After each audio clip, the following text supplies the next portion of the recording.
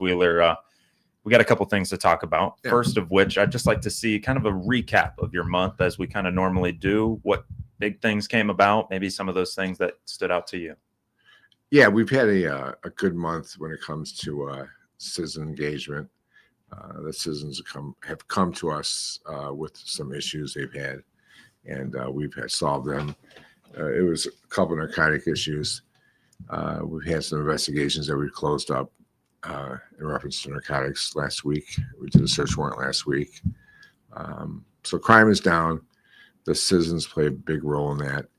And the guys are working hard and the girls are working hard. The officers are working hard.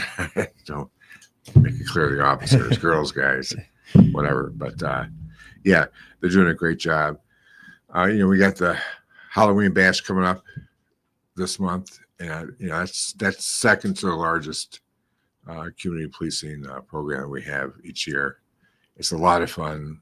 Kids come out, and whoever's listening, have your kids, grandkids come out. We have tons of candy, tons of food, a lot of things to do. It's at the fire department, and just everyone knows about it. But like I said, it is the second largest event. The first one is always, National Night Out. But TPD in general does a lot for the city when it comes to community policing. And then we give out so far 173 bikes this year.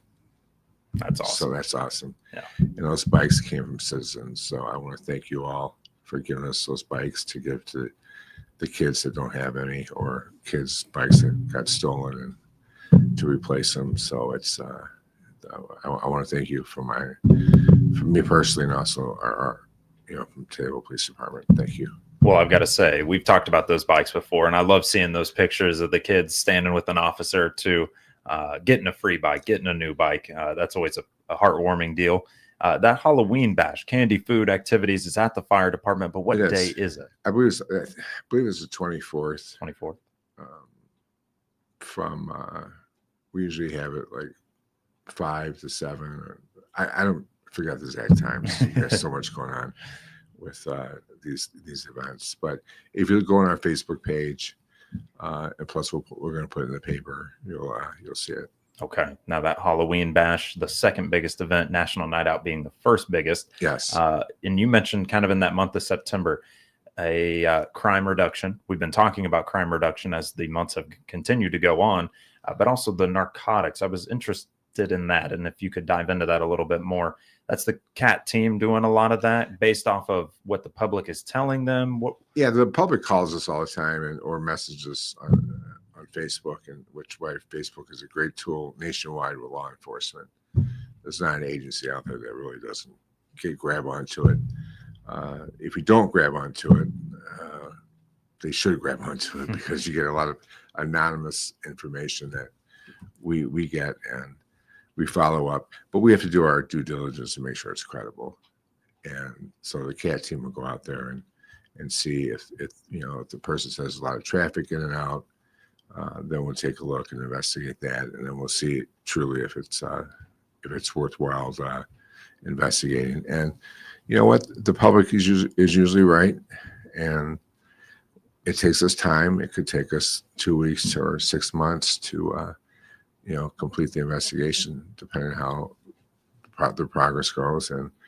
But the main thing is our guys and girls, they take action in every complaint that we get. So that's a plus. I think it obviously shows with crime being reduced. I know last month there was like 1 or 2 things that was just a slight tick up, but in this case here, generally across the board, it's down. And do you believe that a lot of that stems from the fact that we are tackling the narcotics problem as heavy as we are here in Taylorville? Oh yes, absolutely. Judge Paisley, he came up with a number when he did his stats, of a narcotic reduction of 53%. So that's huge. 53%. 53. I'm at 46 when I did my numbers. So him and I are off somewhere, but I'll figure it out. Well, hey, we'll call it in the middle at 50, right? For this our sake here today. But 50% is an unbelievable number. How long have you been tracking that in order to say that number is from here to there? Yeah, we've tried for the last 4 years, 4 years. and it has a lot to do also with recovery. Our recovery community is so strong, and Judge Paisley and his whole drug team does a fantastic job, and the success rate is getting higher, and the ones in recovery today, I'm very close to most of the recovering addicts here in town, and they're just doing it. They're taking it one day at a time, and they're. I enjoy talking to them. They stop by the station and say hi, and it's just great that they don't have to keep looking over their shoulder anymore. And what happens is just a snowball effect where their friends see that, hey, I used to go out and do drugs with this individual, and now look at him. He's got a job. He's got his kids back. He's got a car. He's got a house, and they want that. And the ones in recovery, part of recovery is faith based, most of it, and you have to give back, and that's what they're doing. And as much as I love seeing 173 bikes getting given away and all the posts about them as well, I like seeing the posts of folks coming back to you, as you mentioned, not turning over their shoulder, Right. worried about the fact that they're in the police department, and taking you guys, letting you know still how things are going for them. For you, I mean, that's got to be almost the most special part about the whole recovery process, is seeing them come back to you as a completely different human being. Yeah. And we do take pictures of some, that because they want to show people that they're doing well, and I think it's great because one that we recently did, I don't know, I didn't look at all the comments. I don't read much of the comments, but it's a lot of them says it's real favorable, and it boosts their morale, and it makes them want to keep working hard to stay in recovery. And it's just, and I tell you, it saves us a lot of time chasing them. Yeah, it does. And yeah, because when you're in addiction, you like to steal things and break into things, and that's just part of the addiction. We know the patterns of the crimes that we have, that we know it comes from addiction. And that's the thing where you've mentioned poster child kind of as Taylorville and Safe Passage, and the looks that you're getting from other organizations, from other law enforcement, to try and figure out what's going well, what's working well. And I think when you can tell them a 50% reduction in narcotics over a 4-year period, I think it's pretty easy to explain to them the benefit of that. So one other thing that I think we've got to talk about here today, and I want to make sure we have plenty of time for it. You mentioned to me First Amendment auditors. What's going on with that? Yeah, well, we've been seeing a lot more of the First Amendment auditors and sovereign citizens, where they don't want to give you a license, they don't want to give you insurance, and it's unconstitutional. And I train my men and women to don't debate with these sovereign citizens. One reason is, what they want you to do is they want you to, if they don't want to get out of the car or give you a license, technically you can arrest them. But to arrest them, you have to get them out of the car. And to get them out of the car, you have to break a window and pull them out and handcuff them. And if you just wait, if you know who this person is by, because our computers are well equipped. I mean, our squad cars are well equipped, and you can go into the system and get their driver's license image, and if it matches a person who's driving, just mail them a ticket. That's all, and leave. I tell my men and women to do that. It's not worth breaking out someone's window, taking them out of the car, and then you're going to have a lawsuit. And it's just, that's what they want, and we're not going to give them the satisfaction. So these folks typically you're finding are trying to put your officers in a position in which they're using force to then later come down on you for that use of force. Mailing that ticket to them, though, have you found that to be pretty successful as a way to just avert all of that? I haven't tracked that, but they get, I'm sure they get upset. But what happens too is, if we're in a traffic stop and there's 3 or 4 cars, you'd have one stop by, pull out his camera. What was the reason for the stop, and as long as they don't interfere with our investigation, they could say what they want. They could scream at us. They could do whatever. We just don't pay no attention to them. Just like a narcissist. What's the best way to get back to a narcissist? Ignore them. Don't. Okay. So when you ignore them and don't debate with them, they go away. Well, this is not working this time. I'll try it next time, and they do. They try it next time. I was on a traffic stop not too long ago, and I called for backup because it was one of these vehicles that we've been watching, and sure, one stop, got out, got his camera out, and asked the gentleman why we stopped him, and was asking him questions, and of course he's answering back, and he's live streaming us, and then here comes all the bad words, and we don't care. We just let them play the game, but they want us to go over there and take their camera away, and that's what they want. Yeah, and we're not going to give them that satisfaction. Well, it's kind of like the kid that you've got the toy that all of a sudden they want the toy too, maybe, and they just want that attention. They want you to give them that moment, and I think the best way, as you mentioned, is probably just not dealing with it in that regard. So no, it's not worth it. It's not worth our time. And time is already stretched too thin, and so that's the last thing I want to hear about for you folks. But Chief Wheeler, I think we probably better take ourselves a break. There's one other topic, one other thing of recent note that we certainly would like to have a moment on as well. But touched on the Halloween bash, 173 bikes having been given away, and a 50% drop in narcotics over the last 4 years. We're joined by Taylorville Police Chief Dwayne Wheeler. We'll be right back with him with more on WTIM, your information station.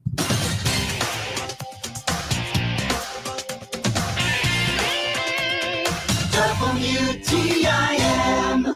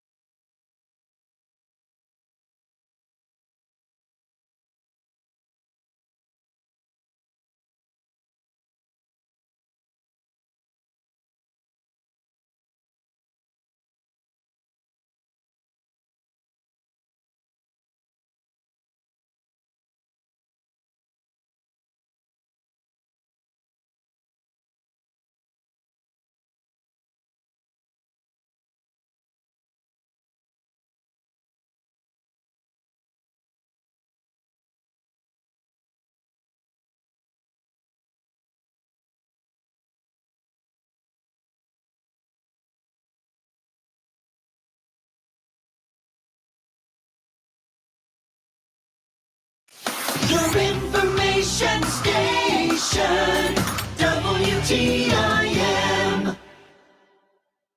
You're listening to WTIM, your information station, and our morning show. It's brought to you by People's Bank and Trust, where they put people first, and Landmark of Taylorville. I'm your host, Grayson Bauman. Joining us, Chief Dwayne Wheeler of the Taylorville Police Department. Dwayne, you just dropped a little nugget on me right there before we came back on. You mentioned those flock cameras, and there have been new ones installed. What can you tell us? Yeah, so we have a total of 8 cameras, and basically the city is secured with these cameras, so we know people that are coming in and out. It's the best investigative tool that we do have. If someone commits a crime, they get a plate number.